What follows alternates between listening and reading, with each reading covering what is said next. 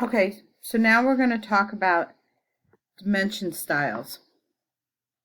So we're going to go to annotate. See if I can cycle through this. Make it bigger. There we go. Okay, we're going to go to annotate.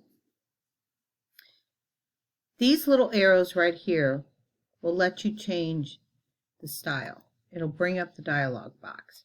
So you can change the style in here. Now I have some styles in here, but we're going to work with the one that's modifying this one. So we're going to go to, look at this, 6 inches. That's a good size. It's this blueprint if you want to keep that. And so that's fine. Then we're going to go to dimensions. I'm going to open this up. There's a lot of, some of the ones I had in my template. This is the one that's in my template typically. But I want to show you how to modify your own. So you go to modify. Most of yours will probably say decimal right now, which is not what you want. You want to go to primary units and you want to say architectural. Change the precision to 1/16. So what else they have?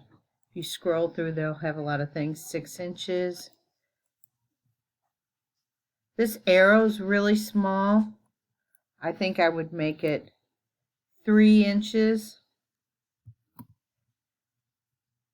Same thing with the center marks. Okay, so that's good. Lines. It's probably okay, but you can play with these things to get used to it. Okay, so we say okay. The main thing is you want to change this to architectural. You say okay, say set current, and close. Okay, so now, before, this was reading as a decimal, and now it's going to read in feet and inches. Another thing you could do, and I talked about this in our class the other night, is I'm going to purge first so I can show you what I mean. Purge will take out anything that is not currently being used. So if I open these up, you can see all these things that are in here that I brought in from the drawing I use at work. So I'm going to purge all this out.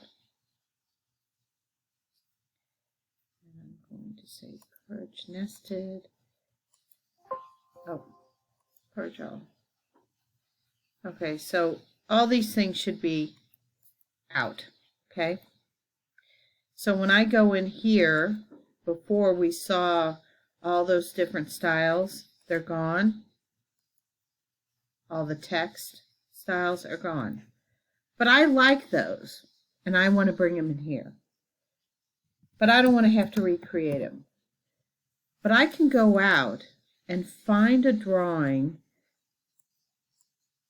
that I used that had those things in it. We'll say a holly drawing. And bring it in. And everything that was in that drawing should be in here. So let's check. So there's my STL CC text style. So I'm going to change that up here because I like that one. I'm going to change my text style here. And I'm even going to go over, oh, let's see, I guess I didn't have a leader one. So now all those things are in here, and when I go to dimension, it should do it based on this STL. Same here. Let's go in here and set current. There we go.